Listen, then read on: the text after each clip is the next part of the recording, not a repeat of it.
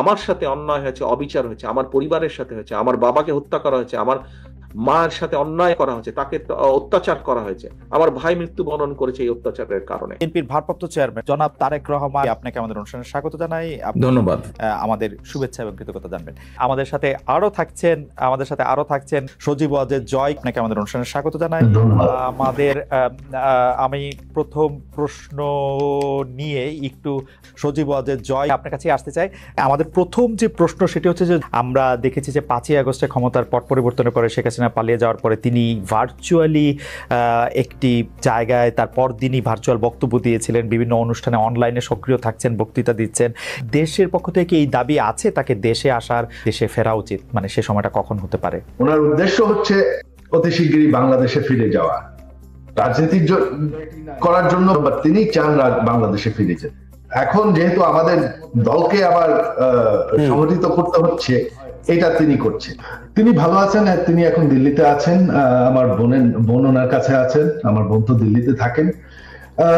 তিনি ভালো আছেন, তবে অবশ্যই ওনার খুবই মন খারাপ, তিনি খুবই দুঃখিত যে দেশের জন্য ওনার বাবা জান দিয়েছেন, আমার পুরো পরিবার জান দিয়ে হারিয়েছে, যে দেশের জন্য তিনি জেল খেটেছেন, এত পরিশ্রম করেছেন, এত উন্নয়ন করেছেন, সেই দেশের মানুষ তাকে এইভাবে অপমান করে বের করে দেবে, তার উপর আক্রমণ করতে যাবে, এটা আমরা কেউ কল্পনা করতে পারিনি।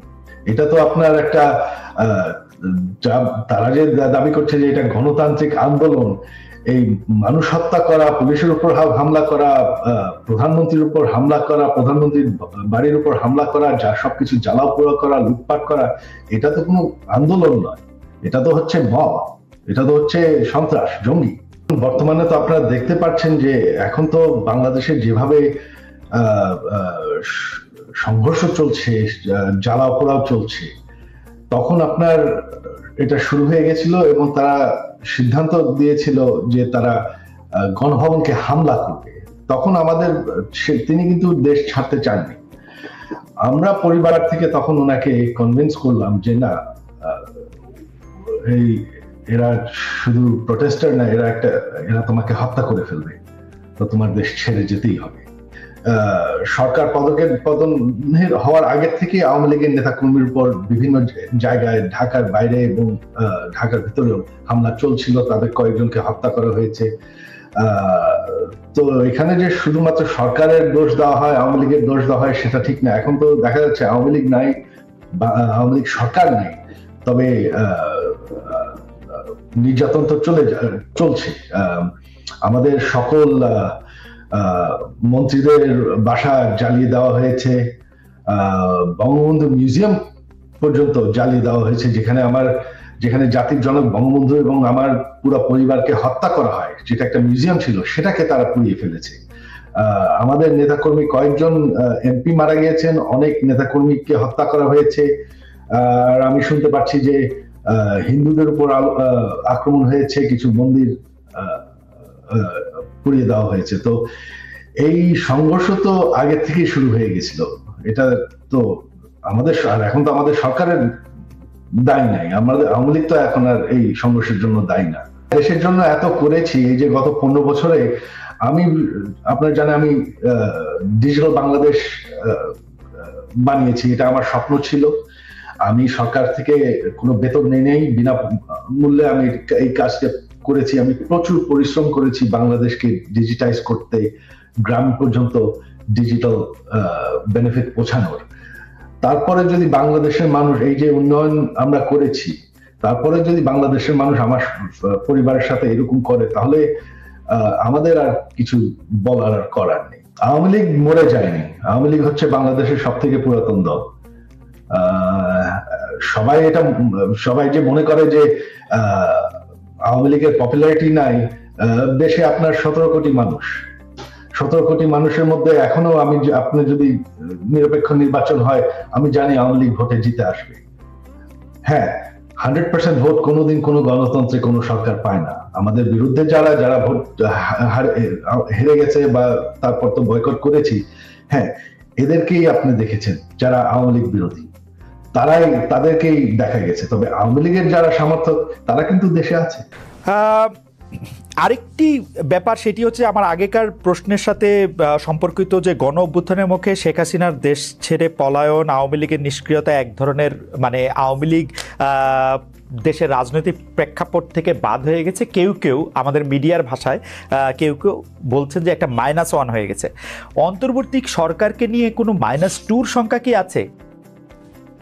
আজকে এর জবাব যদি আমাদেরকে দিতে হয়, এই অন্যায় অত্যাচারের, আপনাদের সাথে যে অন্যায় হয়েছে, আমাদের বহু নেতাকর্মী, বাবা মারা গিয়েছে, মা মারা গিয়েছে, স্বজন মারা গিয়েছে, হাত করা অবস্থায় তাকে জানাজা পড়তে বাধ্য করেছে, আমাদের বহু সহকর্মী মারা গেছে জেলখানার ভিতরে হাত করা পড়া অবস্থায়।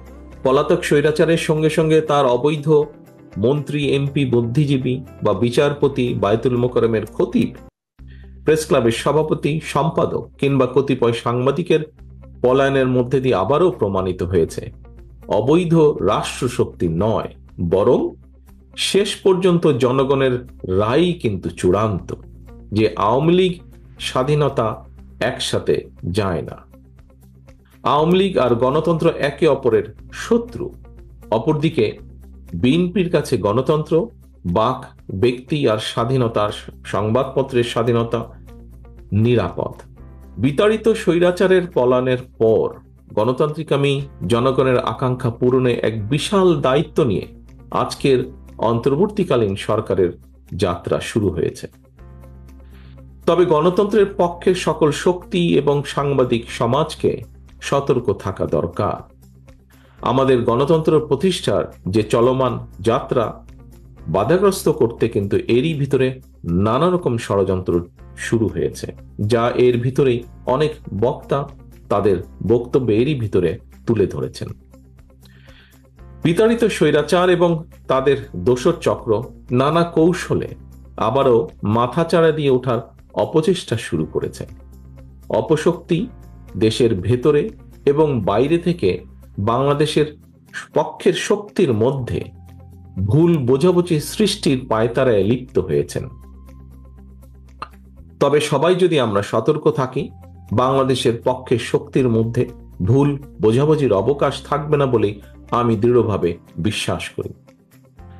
পলাতক মাফিয়া সরকার গত 1.5 দশকে বিএনপি সহ বিভিন্ন দল ও মতের হাজার হাজার মানুষকে হত্যা করেছিল, শত শত নেতাকর্মীকে গুম, অপহরণ করেছিল।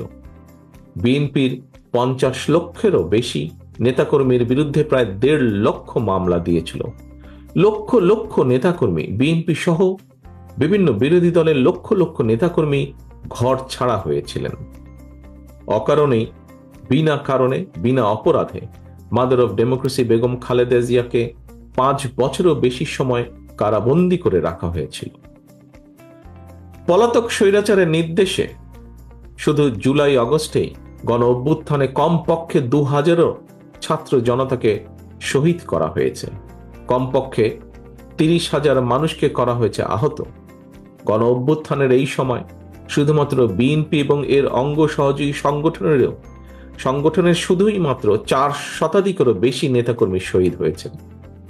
এর বাইরেও যারা শহীদ হয়েছেন বা হতাহত হয়েছেন, হয়তো তারা সরাসরি বিএনপির কর্মী নন, তবে অবশ্যই তারা বাংলাদেশের পক্ষের শক্তির সাহসী প্রাণ। তারা ছিলেন আমাদেরই কারো সন্তান, আমার, আপনার, আমাদেরই কারো ভাই, কারো বন্ধু, কারো সহকর্মী কিংবা স্বজন। এমন হাজারো হতাহত ছাত্র জনতার আত্মত্যাগের বন্ধনে বাংলাদেশের পক্ষের শক্তির মধ্যে জাতীয় ঐক্য গড়ে উঠেছে। সুতরাং আমরা যারা বেঁচে আছি, শহীদদের আকাঙ্ক্ষার একটি গণতান্ত্রিক, মানবিক, বৈষম্যহীন বাংলাদেশ প্রতিষ্ঠার মাধ্যমে শহীদদের রক্তের ঋণ পরিশোধ করা আমাদের দায়িত্ব। একই সঙ্গে পলাতক স্বৈরাচার আর তার দোসররা যাতে রাজনীতিতে পুনর্বাসিত হতে না পারে, সেই ব্যবস্থা গ্রহণ করাও কিন্তু আমাদের কর্তব্য। এজন্যই যথাযথ আইনগত এবং রাজনৈতিক পদক্ষেপ নেওয়া প্রয়োজন বলে আমরা মনে করি। পলাতক মাফিয়া খুনিদের পুনর্বাসন ঠেকাতে তাদেরকে একদিকে আদালতে বিচারের মুখোমুখি করা প্রয়োজন, অপরদিকে তাদেরকে অবশ্যই জনগণের আদালতের রাজনৈতিক বিচারে প্রত্যাখ্যাত হওয়ার পরিস্থিতিতেও ফেলতে হবে। যদি এই দুয়ের সমন্বয় ঘটাতে পারি আমি দৃঢ়ভাবে বিশ্বাস করি গণবিরোধী বিতাড়িত অপশক্তি বাংলাদেশের রাজনীতিতে আর মাথা তুলে দাঁড়াতে সক্ষম হবে না। এ কারণেই বিএনপি মনে করে সংস্কার কার্যক্রমের পাশাপাশি একটি যৌক্তিক সময়ের মধ্যে অবাধ, সুষ্ঠু, নিরপেক্ষ নির্বাচন অনুষ্ঠান অবশ্যই প্রয়োজন।